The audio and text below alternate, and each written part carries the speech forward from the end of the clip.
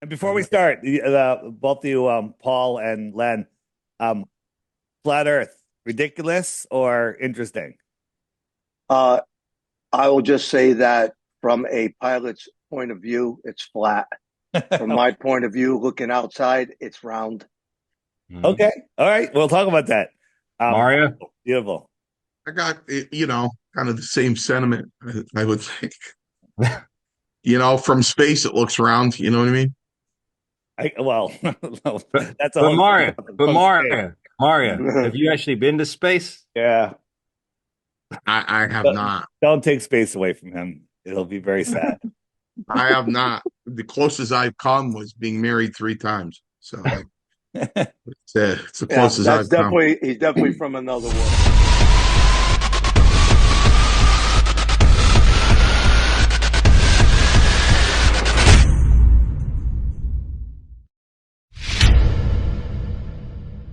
Okay, everybody, welcome back to this very special episode of Hey Roma, the podcast. Before we begin today, I ask that you march across that subscribe button, hit the likes, and tell all your friends and family about us. I'm joined today by my co-hosts, Mr. Paul Roma and Thank you, sir.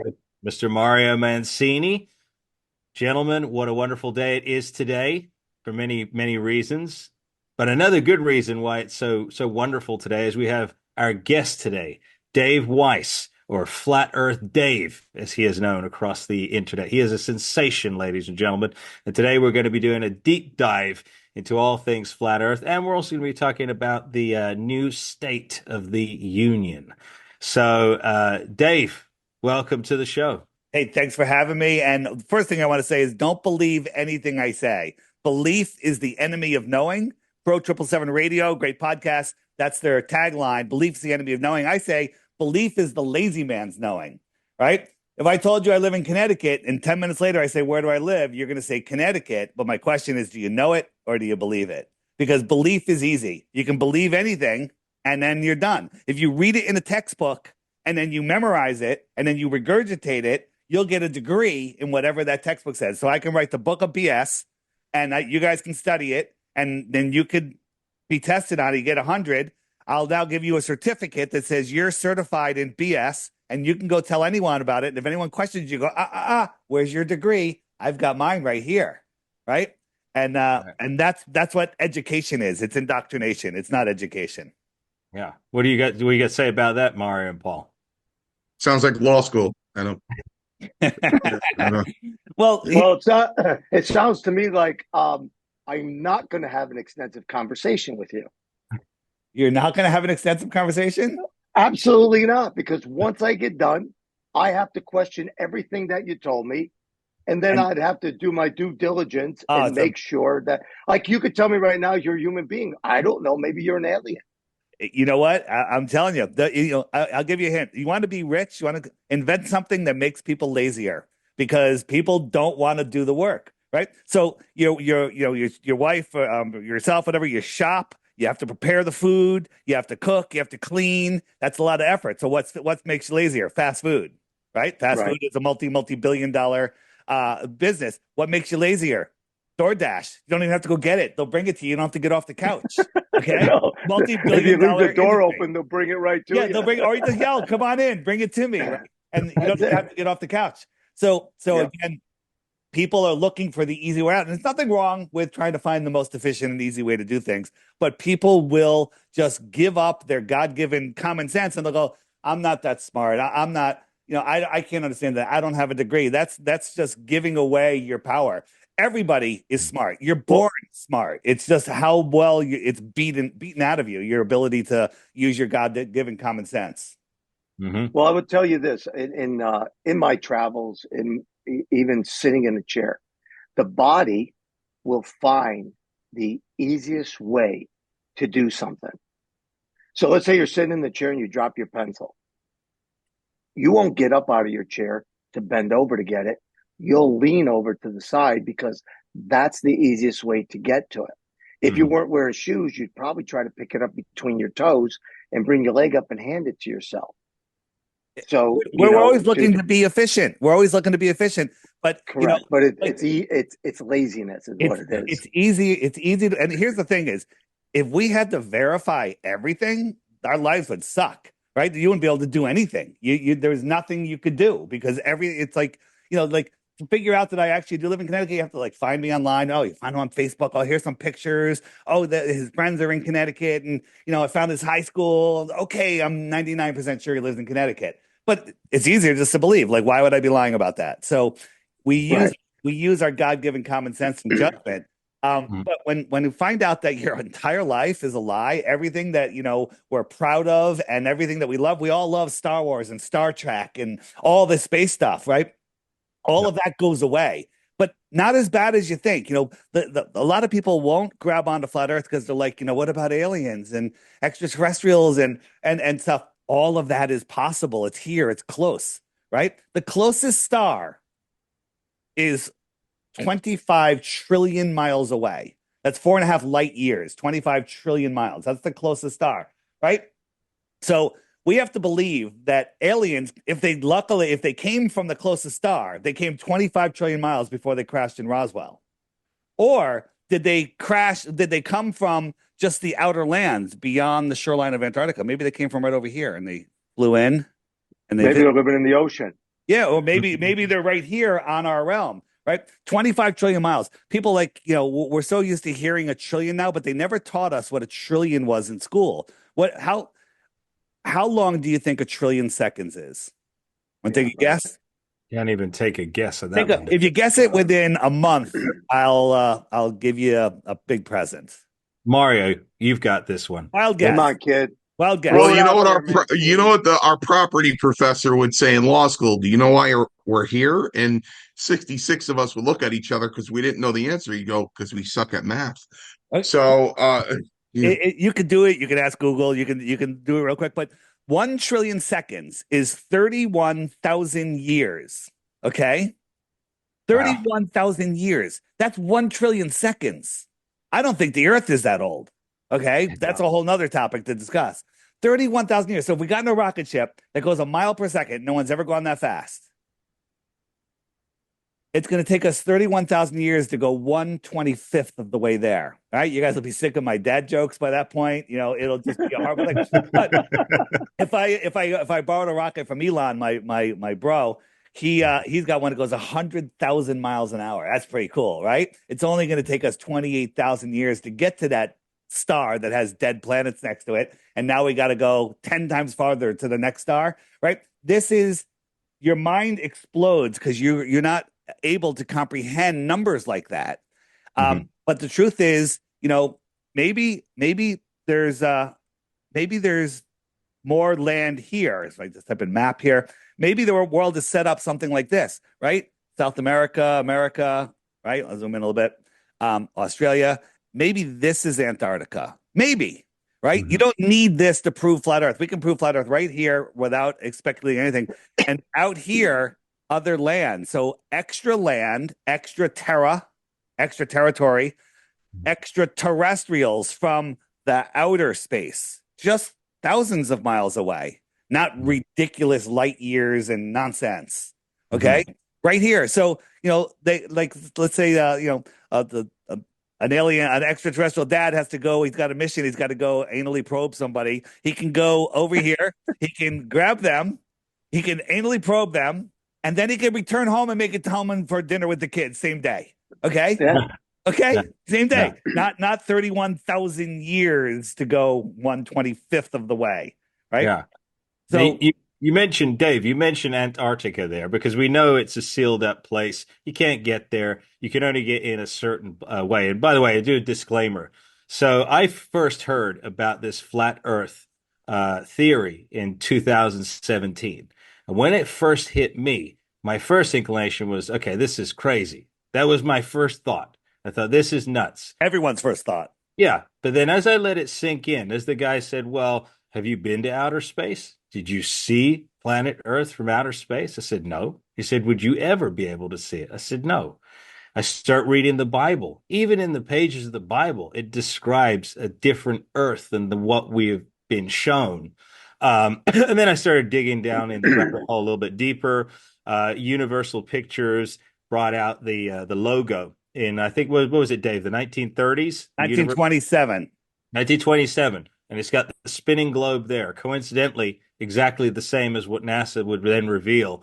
How many years later? What, 40, 50 years later? 1972, I believe. 1972. So, and then it kind of led me on this path of like, okay, there's a strong possibility.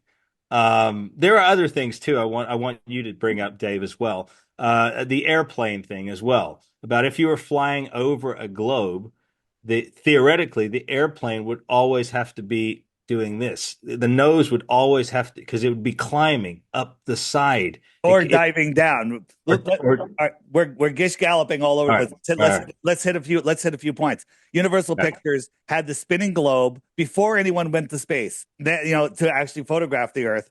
But then when NASA did it, I believe it was 1972.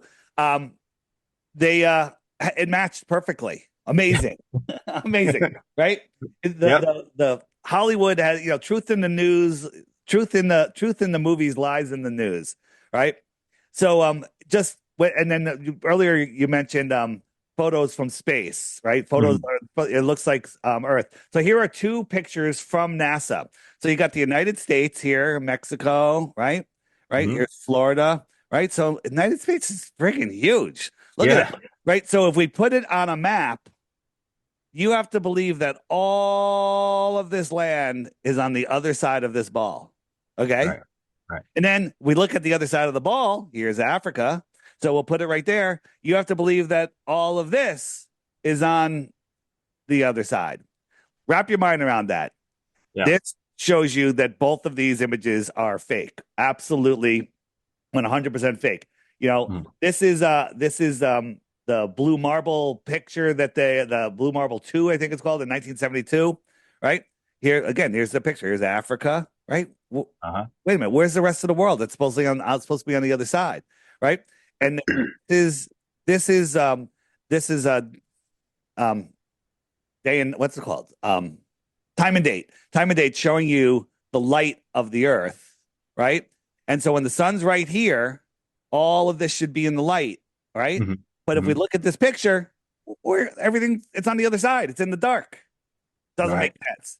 So real world observations, time and date, versus a photo from NASA, the biggest scam company in the world that controls all the helium in the world. Gentlemen, Paul, Mario, what are you making of this so far? The thing that comes to my mind is, without a rotation, I mean, I do live in Connecticut and I experience winter, spring, summer, and fall in different pitches of the sun. Yes. So how would you explain the rotation of the Earth if it wasn't round, catching different angles? I'm with you. So the sun is 93 million miles away, and they say that when we're tilted away from the sun, we have our winter because the light is spread over a larger area. And when we're tilted towards the sun, it's more direct. Did you know that during our winter in Connecticut, we're 3.5 million miles closer to the sun? 3.5 million? 3.5 million miles closer. It's only like 2%, so it's not that big of a deal, right? But it's really the tilt that matters, right? But in June here in Connecticut, when the sun appears on the horizon, I could feel the heat. It's hot already, right? But that's the worst tilt ever. It's an 89-degree tilt. It's right on the horizon. I could still feel the heat. But in December and January, at noon, when the sun is like 40 degrees up in the sky, I can barely feel the heat on my face. And it's closer. It's more direct, right? So only the tilt on the axial tilt affects the weather. The spin tilt, it's the same thing, doesn't affect the weather, right? The problem with that is people have a hard time wrapping their mind around it. Let me just show you. I'm going to answer this in full, so hang with me. So here's my app, right? This outer yellow line is the winter solstice, December 21st. So the sun migrates in between the two solstices. It goes out. So right now it's summertime in Australia. The sun is close, so it means it's higher in the sky. And then 6 months later, my jumping guy, 1, 2, 3, 4, 5, 6. So 6 months later, the sun comes in here. It's closer to us. So it's higher in the sky. So that's our summer and their winter. Let me just show you a little demonstration.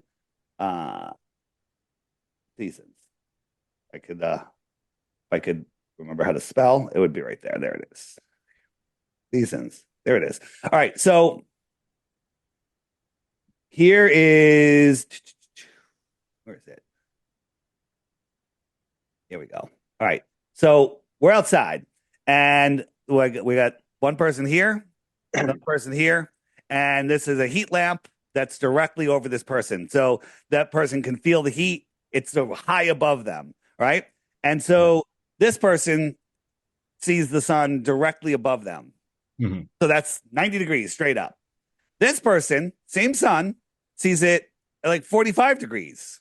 So it's lower in the sky for him. Now, the sun's going to work its way over, keeping the exact same height. It's getting lower in the sky for this person because it's fall for this person. It's spring for this person. And then when it's all the way over here, it's summer for this person and it's winter for this person. The sun is farther away, which makes it lower in the sky. And it's closer, which makes it appear higher in the sky. But really, it's the same height all the way across. That's how we experience seasons. It makes absolutely no sense the other way. Let me just show you another. But that's only if the world is flat. Well, the world is flat, and we can prove that. Right? So here's the globe Earth model. And in the morning, the sun is 93 million miles away, and it's colder. And then at noon, the sun's still 93 million miles away, and it's much warmer. And then in the evening, it's still 93 million miles away because it's like the fraction is 0.0000 difference, you know, it's just there's no difference in how far away it is, and it's cold. So the way we look at that is on a flat Earth, the sun is farther away, lower in the sky. It's cold. The sun is closer. It's higher in the sky. It's warm. Perspective will make it look higher, and then it gets cold again as it goes over here. So far, close, far, cold, warm. Okay, so cold. let me ask you a question, Dave. Yeah. Go back to that picture. Yep. Okay, so everything is directed over that. What do you want to call it? Little city? Yeah. Whatever. Okay, so everything's directed over that little city. Yep. If you were to move the city to the left. Right. So perfect. So let's call this the middle of the United States. So we'll call this, I don't know, Wisconsin. Is that in the middle? Roughly. It's all good. And here's Connecticut. Okay. Right. And so the sun is going this way, and then here's California. So here, when the sun is over here, it's noon. Okay. And when the sun's over here, for someone in Connecticut, it's afternoon, and then it's lower. Now, this is an orthographic view. No one ever sees the sun like that. They would see it going at an angle because of perspective, right? So it's noon here. It's hard to see with all the sun. Let me just show you on the app. It's much easier. But just real quick, I'll just finish this. So this is the top. This is June. This is December. The sun moves across there, and on a flat Earth, here's our summer, when the sun is close to us and circles around. And here's our winter, the outer south summer. See how it's going directly over Australia? That's their summer. And so if we look at it on the app real quick, where is it? So right now, it's dark for me in Connecticut because the sun has passed me. It's past California. It's starting to go down for you guys. It's early morning in Australia. Right? Every 15 degrees around is 1 hour. So you got your time zones. Okay. And so in 3 or 4 hours, it'll be noon in Australia. And when the sun's over here, I can call my friend PK up in Sydney and say, hey, where's the sun and what time is it? And he'll say, it's right over me. It's around noon. And it's the same everywhere. I was doing a show in Johannesburg, and we were trying to look on the map where he was. And I was like, hey, wait a minute. It looks like the sun's directly above you. What time is it? He goes, it's noon, and the sun is directly above me. So the sun circles around. Biblically, it circles around. Physically, it circles around. We can prove it circles around. But the question is, what is the sun? I don't know, man.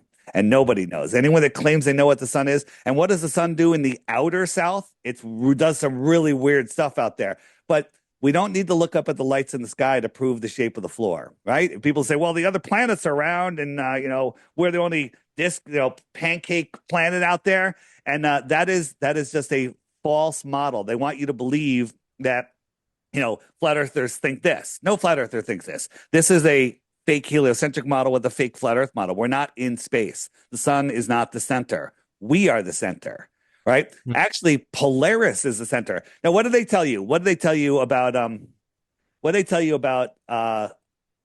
planets? What did they circle? They're all circling the sun. They all circle the sun, right? Yeah. So the question is, why is Polaris is our North Star, right? Mm-hmm. Mm-hmm. Why is Polaris important? You got me on that one. Paul, Okay. Mario? Well, why does Polaris stay in the same spot in our sky? Do you know? I actually Yeah. Okay, Polaris is lined up with if the Earth is a ball and it's spinning, it has an axis. Wait a minute. Why do you have a round Earth? I'm showing you. It's a toy. It's a toy. Okay, I'm just it's a making toy. sure. Yeah. Because you're telling me one thing, and now you're showing me another thing. You're confusing me, David. I'm going to show you. I'm going to show you. Tomorrow, I'm going to tell you right now. I'm going to start walking until I get to the end and fall off. There is no falling off. There is no falling off. Okay. And remind me, we're going to talk about Antarctica in a minute because I think you Yeah, guys like this, and it'll solve a lot of that. So it points towards Polaris, and because it's spinning, the stars are supposedly stationary. It always is in the same spot for us, even though we're migrating 193 million miles from one side of the sun to the other every 6 months. Even though the sun is moving 4.5 billion miles a year, never to return to where it was before. Somehow we're so far away from Polaris, there's no parallax. It never moves, right? None of the stars ever cross each other due to parallax, right? But no two stars have ever crossed each other, right? And that's kind of weird if you think about it. It doesn't make any sense. So Dave, could I jump in there? I've got a Yeah. question there because we talk about the ancient pyramids. So they're aligned perfectly to Orion's belt. That's how they were built. And obviously that was many, many, many moons ago. But yeah, if we're supposed to be cascading through outer space and the Earth is moving, why are they still in exactly the same spot? Well, they're not. They say that the shaft that points towards Polaris used to point towards another North Star called Thuban, but the Earth is wobbling at 1 degree every 76 years, and so 2,000 years ago it used to point towards another star, but we just happen to live at the time where it points towards our current star, our pole star. There's no significance in our pole star. It just happens to be where our axis points. That's what they want you to believe, right? But we have another proof, a rock solid proof. And check this out. You guys know about the Georgia Guidestones? Oh, yeah. You know about that, Paul, Mario? No. So the Georgia Guidestones, it was built in 1981. It has 10 commandments on it. One of them, never let the Earth population rise over 500 million again. That's weird. All right. Getting off of that, it's also an observatory. There's a hole in the middle in one of the rocks, and you look through it. It's like the thickness of a straw. There's Polaris. All the time. It's always there. It never moves. Okay. Mm-hmm. It never moves. You do a time lapse, boom, there it is, right? And so they say, okay, forget the movement of the Earth, from one side of the sun to the other. The wobble, 1 degree every 76 years. Well, 1 degree in the sky is equivalent to 3 full moons side by side. So that's 1 degree in the sky, right? Okay. Well, these were built in 1981. They've been up for over 40 years. That's a half a degree. That's a moon and a half width. Polaris should not have been visible in there, and it's still there. It's still exactly where it's supposed to be. So we started making videos. They started going a little viral, and guess what happened? Boom! A terrorist blew up the Georgia Guidestones. Oh yeah, I remember that. 3 hours, the bulldozers were there. The entire thing was taken away. All the evidence, kind of like 9/11, was buried, and the time capsule disappeared, and no investigation. Isn't that a little weird? There's a lot of weird stuff going on. Paul, what are your thoughts right now? I got to ask you. You're pondering. Oh no! I find it's very interesting. Mm-hmm. Is it weird? I don't know. Grab the guy who who tore it down and ask him why he tore it down. Why did he not want everybody to know this? Yeah. Mhm. And so what was it? getting back to my point, all of the planets circle around Polaris. That's weird. How is that Mhm. possible? How do all of the planets circle Polaris? They're all based on Polaris. Polaris is the center. We are the foundation. Mm. Everything in the sky circles around Polaris. Stars, comets, our sun, the moon, planets. They all circle Polaris. There is no heliocentric explanation for that. Hmm. Heliocentric is the globe model. Yeah. And they don't Yeah. teach you this in school. No, no, we're taught from a young age, everything is circular, everything's a globe. One of the things that I would ask though would be why create, I mean, I've got an idea because I'm a writer, so I know why you would create something like this in my head, but what would be the point to creating a whole story of outer space, space rockets, satellites?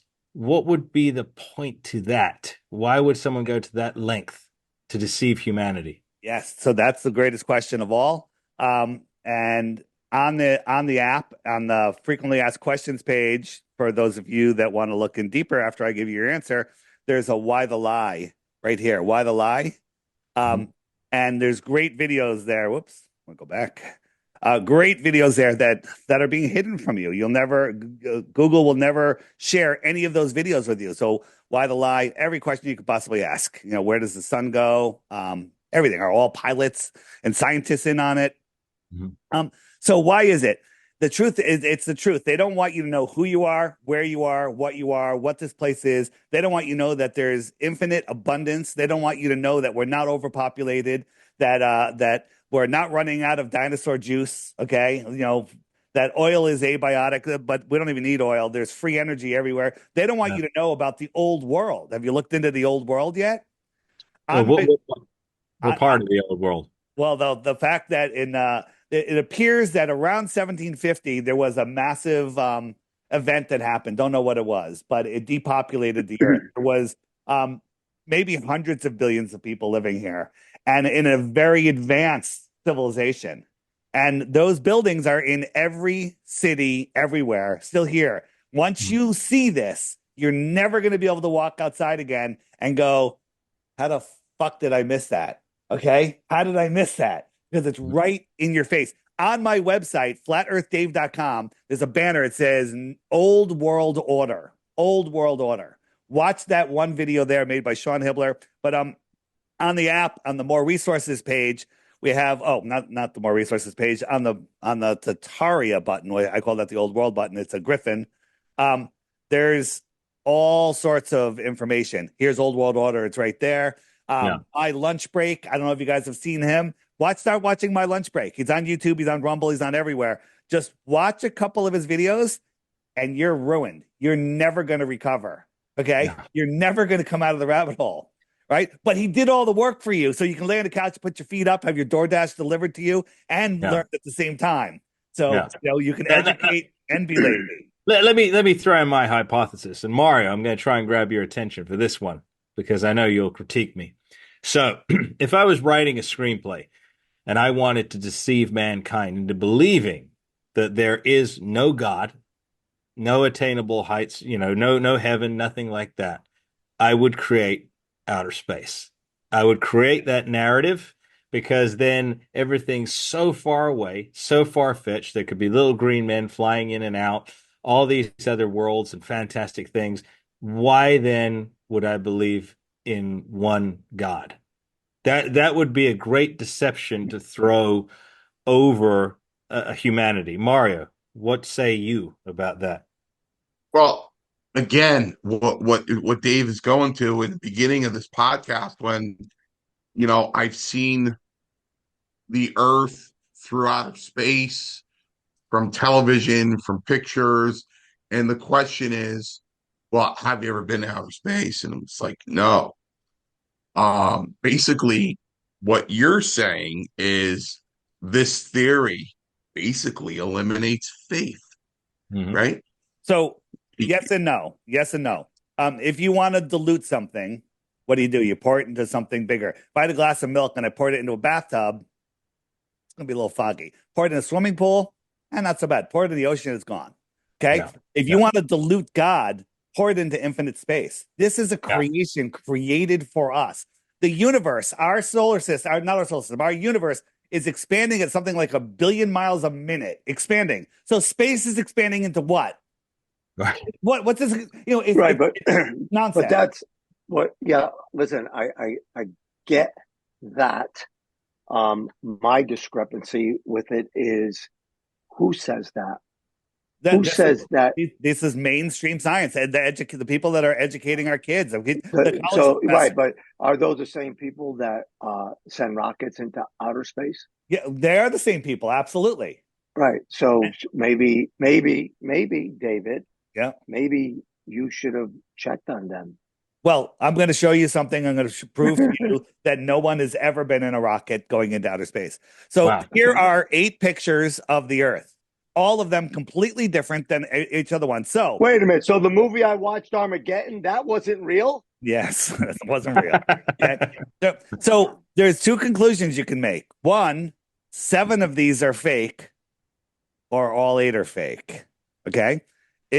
This is, when we all got our first iPhones, this blue marble was on it. But if you zoom in, look, it's made in Photoshop. It's the same clouds, clouds. Yeah. Okay. And the guy that made it said he was given data and he made it how people would like to see it. Right. NASA will never say they have a photograph of Earth. They say they have images and pictures, which are not photographs. But when we send a balloon up, the Earth is level and stationary. We have balloons up there for hours on end. The Earth should spin out. They should be thousands of miles to the west, but they land up like 80 miles to the east. It makes no sense, right? And also, Dave, I don't see any stars in that image right there either. Well, they have the whole exposure. NASA gets, ready? $75 million a day. That's how much they get per day. And they can only send like a 1 megapixel camera on their rocket ships. It's always like this piece of crap, right? So one of our guys in Thailand, he got his iPhone 2 or whatever. It's with a 4 megapixel camera. He stood under a bright street light with his iPhone and filmed the stars beyond the bright street light. Okay? It's like if his stupid phone can do it, right? And here's the thing. I here in Connecticut, I look up on a very clear night. The stars are okay. It's no big deal.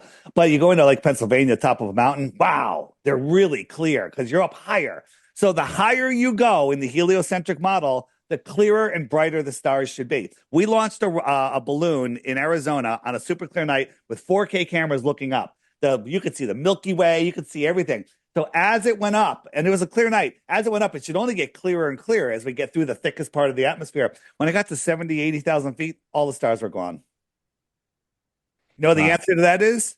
Here's the only thing you can say about it. The heliocentric model is BS. I don't have an answer. I have theories on how that works on a flat Earth, right? I have theories, on what the stars are, but that's just theories, right? Like if you can't see it or touch it, you can't prove it, right? And talking about hiding God, the heliocentric model, this is just 3 examples or 4 examples of what a 6666. 6 times 6 times 600 is the circumference of the Earth, 0.666 inches per curvature per mile, 66.6 thousand miles per hour. 6 times 6 times 60 is the diameter of the moon. There are so many of these things. Wow. Yeah, if you take National Aeronautics and Space Administration, do reverse numerology on it, it comes out to 666. That's just weird. Okay, maybe it's a coincidence. Well, I don't know about the coincidence on what you showed us just prior there. Right. All those calculations. Take a screenshot of this. This is just a whole bunch more of them, right? It's just weird, right? Mm-hmm. And how does that work? And who figured that out? I don't know. I mean, we live in some sort of I don't want to use the word simulation, but I'll say we live in this physical reality. I believe we're eternal souls having an experience here. And the people that have hijacked this place don't want us to know that. They don't want us to know that our thoughts create our reality. Everything you have in your life, you created in your mind first. Everything. It's the way it is. right? And people that, like, oh, I'm going to live paycheck to paycheck. I'm never going to find the right person. I want $1 million. How come I don't have $1 million? Basically, you're saying I don't have $1 million. I'll never have $1 million. I'll live paycheck to paycheck. And that's what you create for yourself. I mean, your thoughts create your reality. They don't want you to know what, for lack of a better word, how magical this place is. It's absolutely amazing. And when you finally put it together and live your life, you literally just the biggest conspiracy in the world is the universe, or this system, this soul system, not soul lure system. They're trying to steal your soul, is literally a system for souls, and it is conspiring to give you everything that you think about. It sounds too good to be true, but it's amazing. You got to watch your thoughts too. You got to watch your thoughts. You have bad thoughts, you're going to have bad things. What was interesting about that is, now the internet knows what you're thinking. It picks up on what you're looking up, what you're saying. It's listening to you. It'll give you it back. But I think to Dave, what you're saying, we're seeing cracks in the system. I mean, we saw that happen yesterday with the 2024 presidential elections. You talk about trying to coax people into a certain narrative, even though the reality is far different. Fortunately, I think that things are changing in the world, and people are starting to, like you said, and like what you said earlier, Paul, they're starting to do a little bit more research, spend that little bit of extra time to really get to the bottom of things now, and figure out. Yeah, I'm glad you brought that up. So I went to get an iced coffee, and this gentleman had told me, he works at the store, and he had told me a couple of days ago that he early voted, and he voted for Kamala. And I said, okay. I said, well, why'd you vote for her? And he says, well, I don't like that other guy. I said, okay. And I didn't say another word, and I walked away. Now, Mario knows what I'm talking about, and I told Mario the story. Well, I went in today. Now the elections are over, right? We have our president. So he says, oh, did you see that? And I went, see what? He says, oh, what's his name got in? And I went, yeah. I said, do you think that's a bad thing? And he says, well, yeah, he's going to take away our Social Security. He's going to take away our Medicare. I said, let me ask you something. You're retired and you're working a job. Because you're retired, you're working a job to make extra money because you need it, correct? He goes, yeah. I said, so wouldn't it be better? First of all, he's not taking away Social Security. He's not taking away Medicare. I said, I've met the man on several occasions. Oh, where'd you meet him? I said, I met him when I worked for the WWF. I said, the guy stood next to me. We had a great chat. I introduced him to my dad, put his arm around my dad, talked to him, man to man. I said, the guy's a great guy. Mm-hmm. This guy flipped the switch and just sided with me and just jumped on board. And I went, oh, my Lord. Yeah. I walked outside and I said, this can't be. How could somebody so easily be persuaded? Yeah. I never understood how people could be, the undecided voters days before the election, right?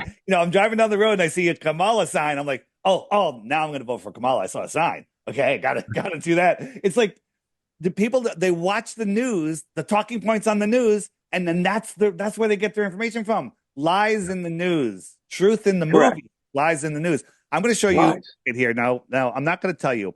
This is either a Elon Musk rocket or it's either a B movie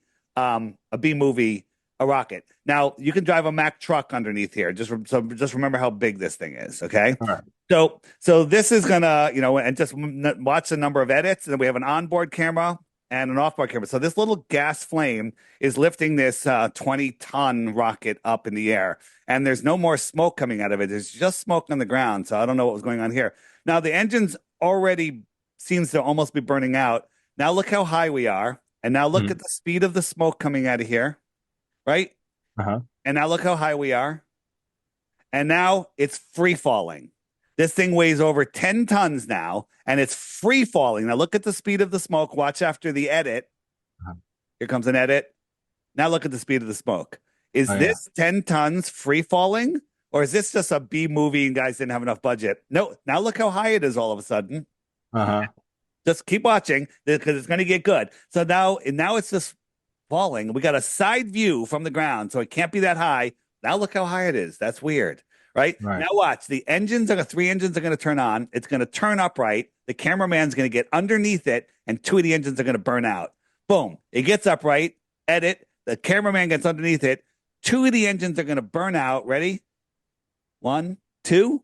And now it's got one engine. That little gas flame is going to land 10 tons upright, right where next to where it took off from. A bunch of CGI smoke.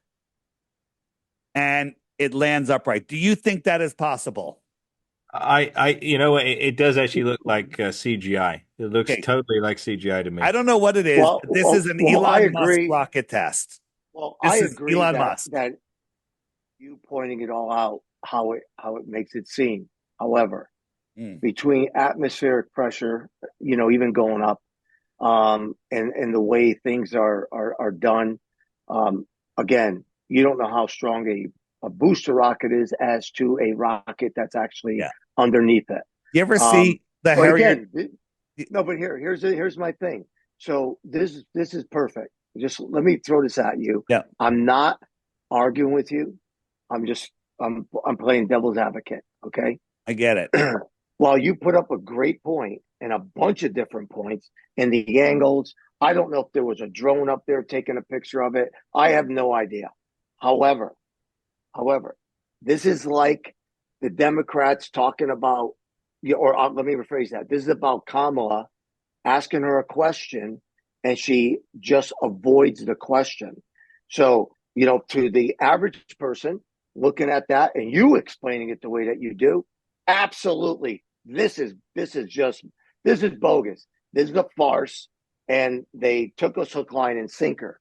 However, if you got somebody that was actually, let's say you got, Elon over here, maybe he could debunk what you're saying. Maybe he can. His comment is, you can tell it's real because it looks so fake. We'd have better CGI. That's what he said. I mean, Okay. That's a valid point. It is a valid point. So here's stage one top stage going up, and here's the bottom stage falling. Now, the only thing that's guiding it are these little milk crates. They turn, right? And it's guiding it. It's going to land on a raft 800 miles off of the coast of Florida that's by itself, a drone raft, okay? This thing's falling. It's just free falling, right? Right. So it went up to space, and it's going through wind currents, 200, 300-mile-an-hour wind currents in different directions at different altitudes, and somehow it's going to find this raft. Now watch. Look at the Earth here. It's kind of flat here, and now it's curved. Oh, yeah. A curved Earth, and then when it switches back, it's a flat Earth, right? Sometimes it's concave Earth, right? So now watch. There, flat. Because it's at an angle, people just assume curve because they're thinking a pizza slice. Let me just jump forward here, right? Jumping forward, right? Flat Earth. Yeah. Jumping forward. I just want to get to the landing for you. Where's the landing? Come on. Now look how high it is. It's way, imagine being in an airplane this high above the clouds, okay? And in no time, it's going to, oh, here it comes. And so this is what they show us. It's coming down, a little flame. You see the raft? Where's the raft? There, where is it? Oh, the camera freezes. Oh, there's the raft. It's going to land on the raft, right? The legs go down at the last second and it lands. And that's it. And then here's the picture from the raft. Look at, come on. And it's so stupid. It's so stupid. First, I don't know if you guys go on the water much. How often are the oceans calm without swells? This thing, you could drive a Mack truck underneath these legs. This isn't small. It's not, right? Yeah. That is remarkable. I've never seen that until today. Mario, what do you make of this? I don't know. Is the contention that a spacecraft has never been in outer space or attempted to go to outer space? No, we had a whistleblower from NASA that says at around 72 miles up, there's a plasma layer, then it becomes liquid, and then it becomes solid. And that NASA has the ability to go up there and explore, but they are forbidden. But he wouldn't tell me who forbid them. Now, it's weird that all of our world leaders on the weirdest times go to Antarctica, disappear for 3 days, and then they come back. What's going on in Antarctica? I want to go into Antarctica for a minute, but if you look at any rocket, they just go and they crash into the Bermuda Triangle. Go over. They all go right into the Bermuda Triangle. Bam. Mm-hmm. And there's many rocket bodies that are found in the ocean.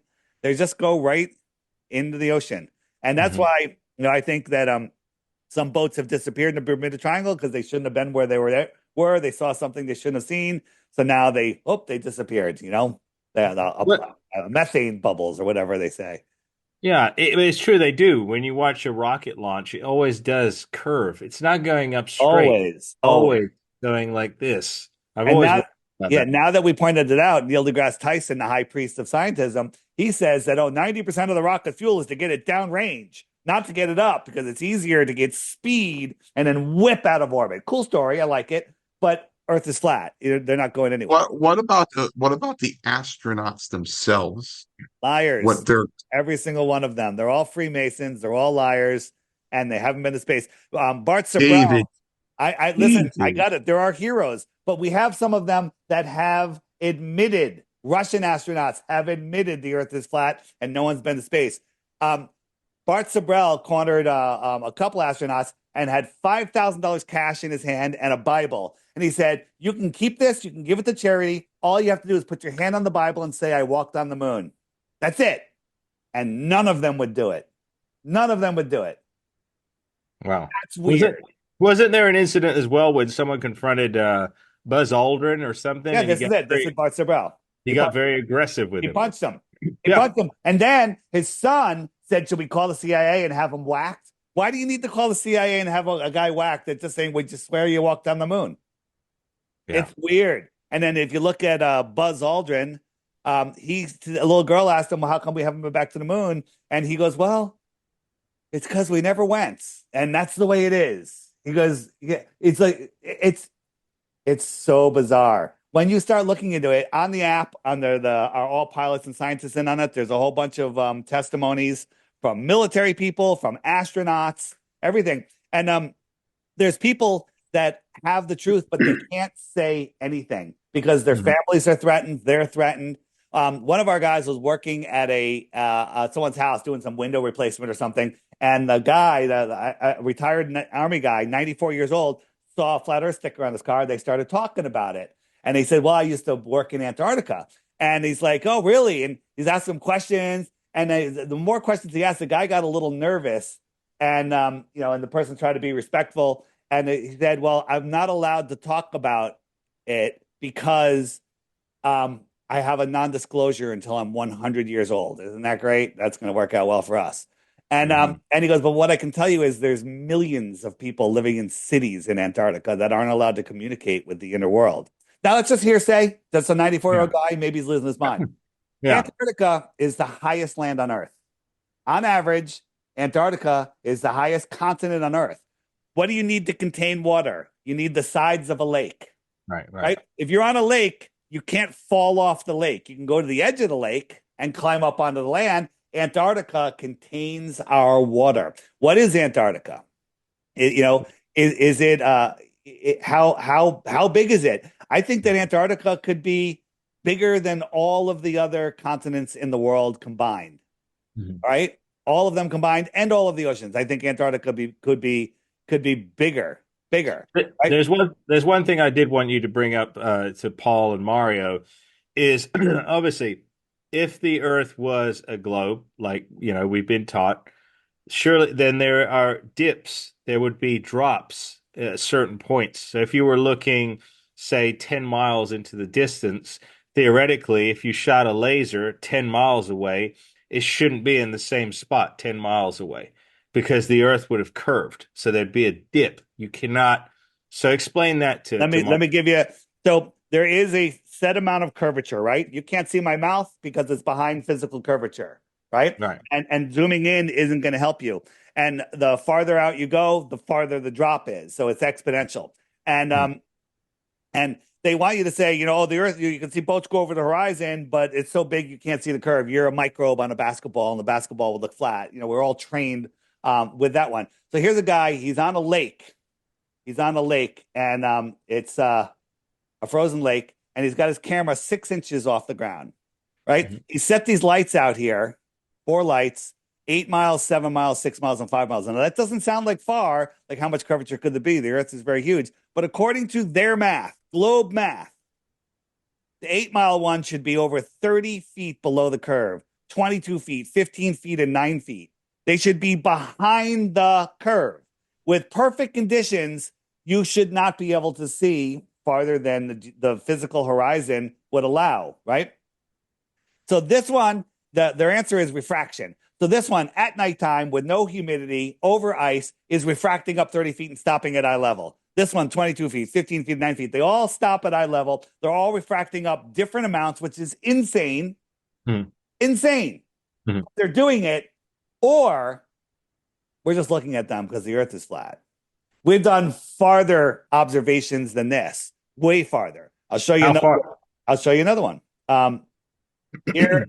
Here is Chicago. This is a time lapse over the course of a day, and Chicago is. So I'm going to point to this building right here, and this is like a almost 24-hour time lapse. The building, it's a little hard to see, but it's still there. It's still there. We're going to hit nighttime. Building's still there. Now, they say this is a mirage, but we have different weather patterns, different humidity, different temperature, and it's just staying there. It's just there, right? And now we're back to the beginning. And so the top of the tallest building should be something like 100 feet below the physical curve, but we can see all of them. We can see all of them. And that's 52 miles away. 52 miles. So Right? 52 miles, you can still see the top of the building. Right. So, yeah, so Mario, what he's saying is because of the curve, that should be on the other side of the drop. But the whole thing is refracting up and stopping at eye level. How come things don't refract higher? And look, those buildings are floating in the sky. How come that doesn't happen? So here we are in Illusion, France. We're on a elevated position, and out here is Mount Canigou, which is 175 miles away. From that viewer height, 175 miles, the top of Mount Canigou, the top of the highest peak, should be a half a mile below the curve. Okay? Should be a half mile below the curve. And we can't see it. Therefore, the Earth is a globe, right? But the light that's bouncing off of Mount Canigou isn't strong enough to push through 175 miles. But the sun is. Now, the sun migrates between the two tropics, remember? Right? And twice a year, it lines up with Mount Canigou and that viewing spot. And when it does, and it moves into the distance, it backlights it. And we can see the whole mountain, right? Yeah. Some people say, we can't see the bottom. Well, there's a reason things disappear from the bottom up, and that we don't have time to get into all of that. But the top of this mountain should be a half a mile below the curve. The globe explanation for this, the sun is already set, but it's refracting up. And the mountain, which doesn't have any light on it, is refracting up and blocking the sunlight. The reason you can't figure that out isn't because you're stupid. It's because it's stupid. Okay? It's stupid. You're not stupid. You've been told that you're stupid. You've been told that you don't have a degree. You've been told that you can't figure things out. You have God-given common sense. That's 175 miles away, that mountain from that picture. Yep. Yeah, you wouldn't be able to see that, Paul. Mario, you would not be able to see that. There's so many observations. Here's interesting. One. Yeah, interesting. I like interesting. I like interesting. Here is using an infrared lens. This is 123 miles to Mount Jacinto, San Jacinto. If I'm saying that right, how do you say that? Jacinto. Juan Quinto. All right, and if I took the infrared off, all you see is blue sky. Well, foggy, smoggy blue sky. All right, because you can't see it. And so you would think, well, the very, very tip is all that would be showing. Like just this little tip right here is the only thing that would stick up over the curve. Put the infrared on there, which actually lowers refraction, if you want to believe in refraction, and the whole mountain's there. Now, and that's 123 miles. 123 miles. And the reason you can't see the bottom is because the atmosphere gets thicker and thicker and thicker. The air right over the water, right over the land, that's the thickest, smoggiest, dirtiest air. And you can't see. You just can't see. It's right there. Yeah. It's ridiculous. That is incredible. Now, also, very cool. One thing I did want to say also was the original maps of Earth when they were originally drawn, it was a flat Earth, correct? And Everything. So everything is flat. You know, since people say, "Oh, that we've known for thousands of years," you know, the Greeks figured it out. Nonsense. All of those, the Globers. Every argument they have is somebody did it 100 years ago, or 1,000 years ago, or 2,000 years ago. No one's doing it today, right? And they'll claim all sorts of things, right? So this is actually not what I wanted to show you.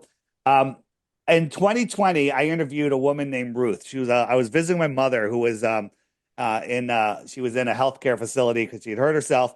And my mom was taking a nap, and I said, "Is there anybody over 100 that has their witches?" Like Ruth, right there. She's sitting in the lunchroom, 102 years old. And I said to her, I was interviewing her about the World's Fairs, which will blow your mind. Remember, Old World Order on my website. Watch that video. And she was telling me all about it. And I finally said to her, I said, "What did they teach you in school about the Earth?" This is in the 1920s. And she says, "They taught me the Earth was flat."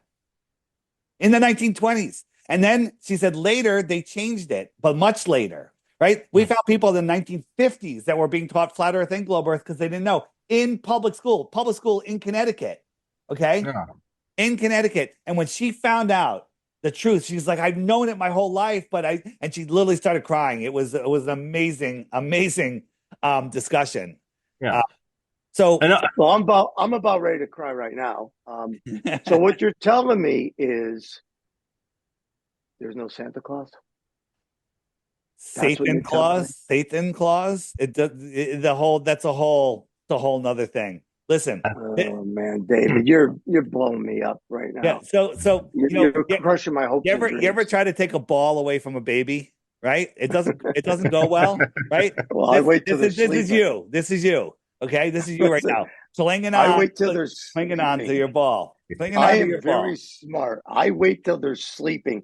It's like people say, "Oh yeah, taking candy from a baby." That's right. When the baby falls asleep, that's when I take the candy. If they fall asleep from having the candy. Let me show you something else. This one will blow your mind also. So, and then, where is it? What am I looking for? Okay, so on a ball. Now, I'm going to let you guys think about this, right? You got the northern hemisphere on the top, pay attention, and the southern hemisphere on the bottom. Mm-hmm. Any two airports in the northern airport, there's airport on the north, right? Doesn't matter where they are. A plane flying from one northern airport, that means it's above the equator, to another northern airport above the equator. Is there any reason that plane would ever need to dip down below the equator to get to its destination? No. And none ever do. Ever. Okay. Now in the South, same thing. Southern airport to another southern airport. Would it ever need to go above the equator to get to its location? No. They do all the time. Okay. So here's New Zealand. So we have Australia right around the corner there. We have the South America here, and we have Argentina.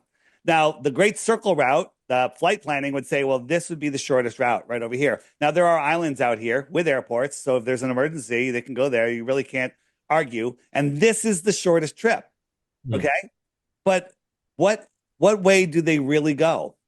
They go from New Zealand to San Francisco to Texas, and then all the way back down past the equator again to Argentina. Why would they do that? This trip right here is far longer than this trip across the bottom of the globe.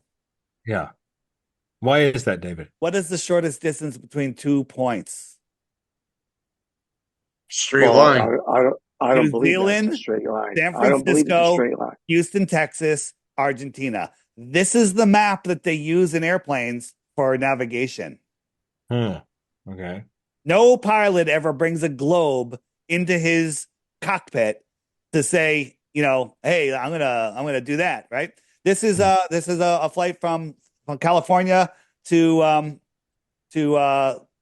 Europe, right? London. It goes all the way up over here, over Greenland, right? And it goes down. They say, oh, that's a great circle route, flat Earth, straight line, New Zealand, Greenland. It's a straight line, right? There's hundreds of these, hundreds. And then there's emergency landings too, where the plane lands. It has to get an emergency, has to land, and it lands like 1,500 miles away. It gets there in 10 minutes.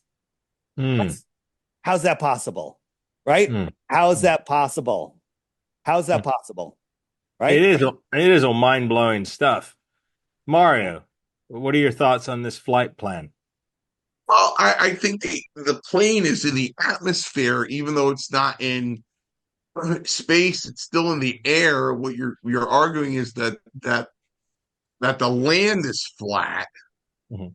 Airplane and fly straight level over the Earth plane. Right? Here, well, can't you fly straight over a globe you would have to if keep you're in the air? nosing. You'd have to keep nosing down, right? The faster you go, the faster you would have to nose down. So check this out. Here is an airplane. I was on a plane the other day. I was on my way back from Mexico, and the pilot goes, "Oh, we're about 20 minutes. We're about 300 miles or 500 miles. We'll be descending in 20 minutes." And so I did the calculation. He started descending 125 miles out. So he's up here. He's got 125 miles to go. He's at 30,000 feet. He's got to drop a certain amount of feet per minute to get to the runway. Mm-hmm. And this is the pilot's calculation. The pilot gets to make this choice. He lets the control tower. He's going to start descending. They give him approval, and he starts his descent. I have many pilots that I speak with. A Delta pilot, he says he likes to start descending. He does his angle of descent calculation like 125, 150 miles out because he wants to keep his customers comfortable. He doesn't want to descend too fast. He doesn't want babies to start crying. So it's a pilot permission. However, this is a flat Earth calculation. We've looked at the data. If they didn't calculate in the curve, they're going to be 2 miles too high when they get to the airport. 125 miles has 2 miles of curvature. Right, right. Yeah. Yeah. That's what I was saying earlier, Mario. The plane would be off. If it took off from California and you're climbing, so to go over to England, for example, right? It's around the side of this ball.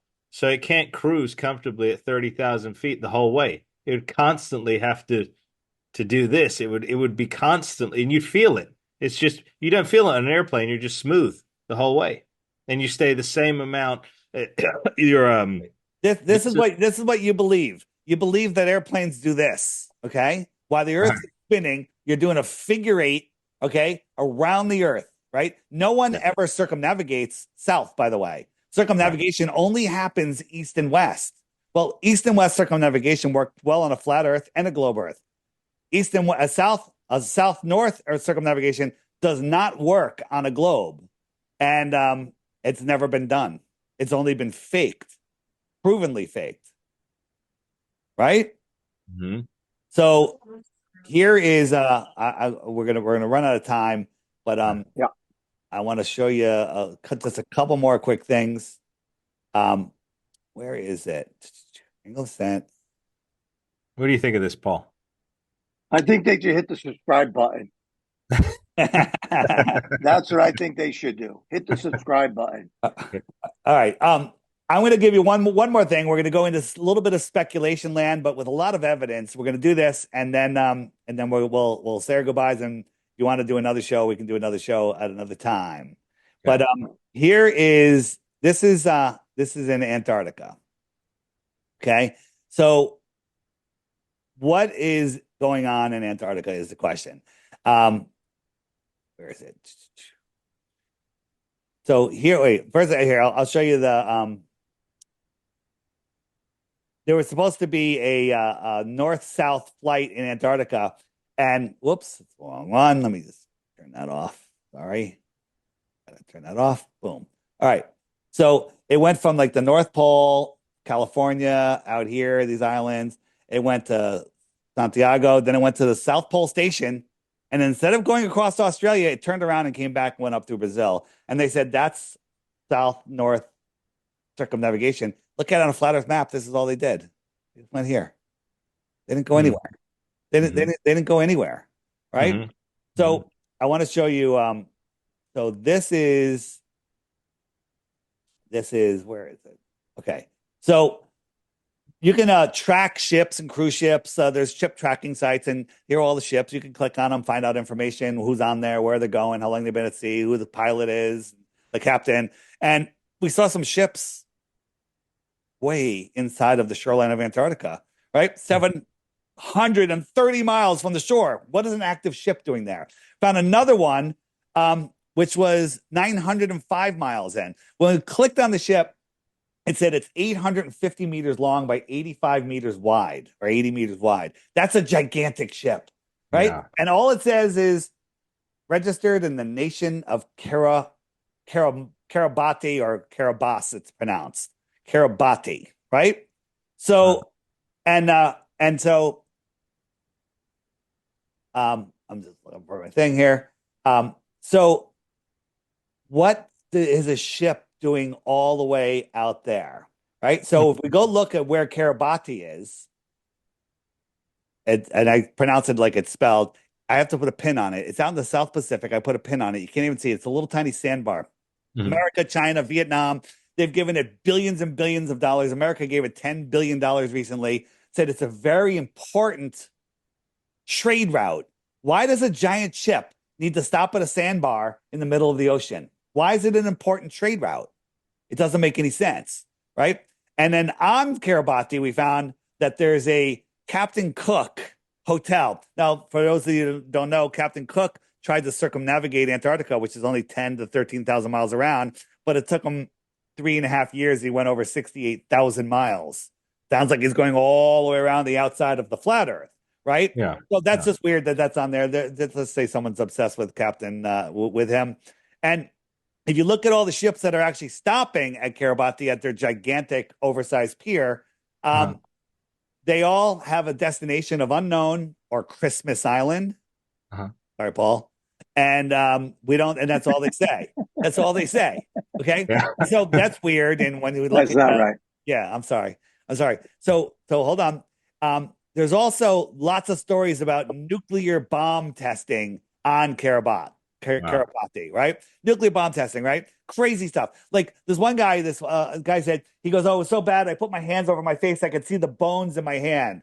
That's not how radiation works. He's watching too many Bugs Bunny shows. Okay. Yeah. And then if you look at these guys here, is that a nuclear bomb? Because these guys don't seem to care.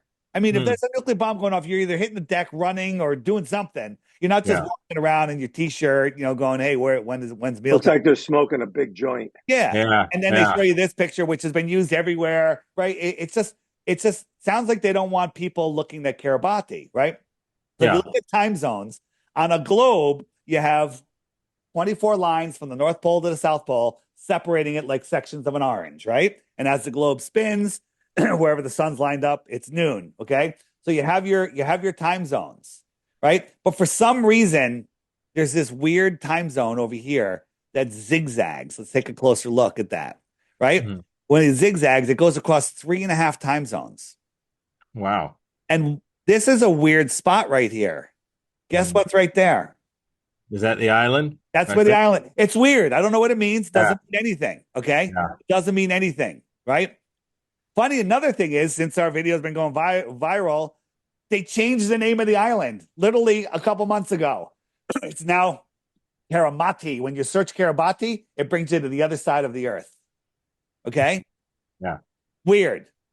Right? Very They strange. changed it to Karamati, right? With an M. Right? That's weird. No explanation. No nothing. Right? So going back to the globe, how many time zones are there? 24, right? That's not true. There's 19 time zones in the north, 24 time zones between the two tropics, and 32 time zones in the south. Makes no sense on a globe Earth. You were never taught that in school. And wrap that around a globe. There's big sections of ocean that are not charted, right? So what is going on? And here's my speculation. Okay.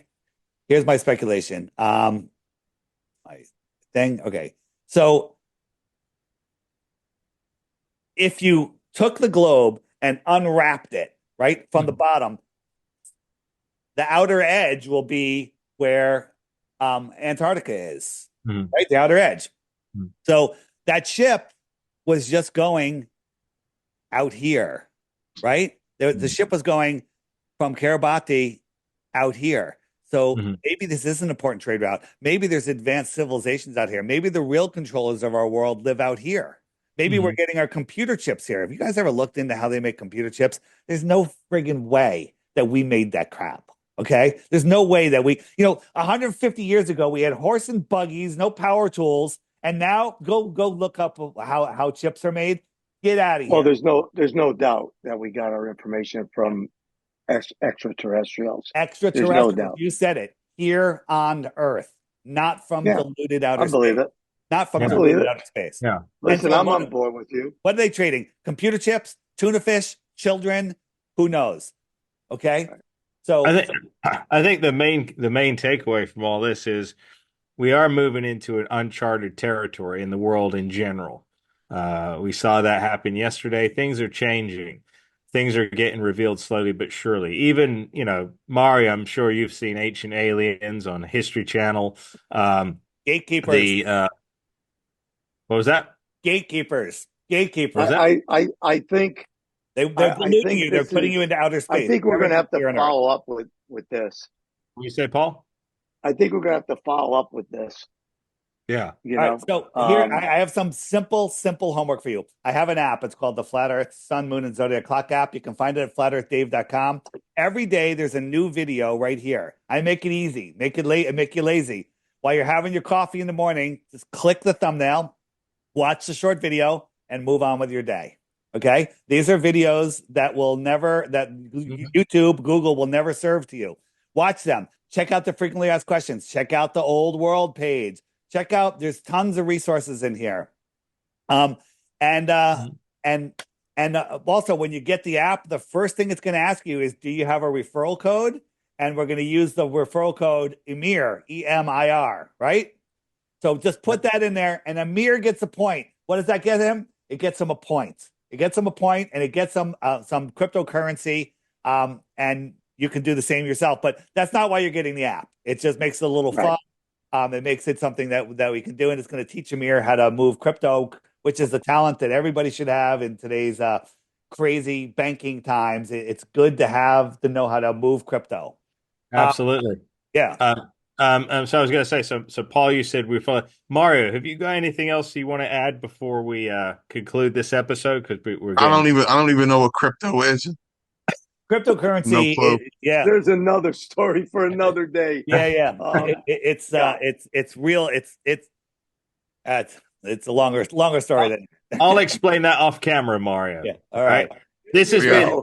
There you go. This has been just an episode. We thought we wanted to give our viewers something a little bit different here, something to think about in the wake of the 2024 presidential elections.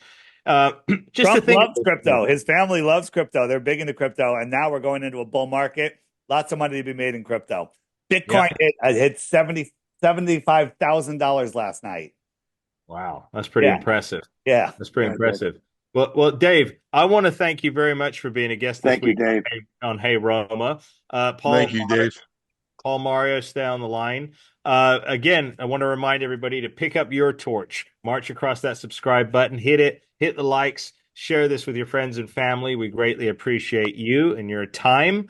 And Dave, again, thank you for sharing with us and showing us your app. It was just, this was a mind-opening, mind-blowing experience for us all. Last thing, when you upload this, the trolls are going to show up. They're going to say, I'm a grifter. I'm trying to sell an app that doesn't work, blah, blah, blah, blah, blah, blah.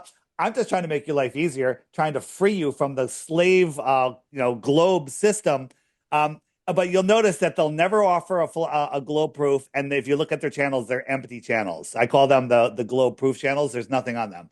All right. There are no globe proofs. I offer 3 Bitcoins. You don't know what that means, which is $225,000 today for 1 globe proof. But you have to watch the daily video each day for 2 weeks before you waste my time with some nonsense. Because by the end of the 2 weeks, you'll know the Earth isn't a globe. All right.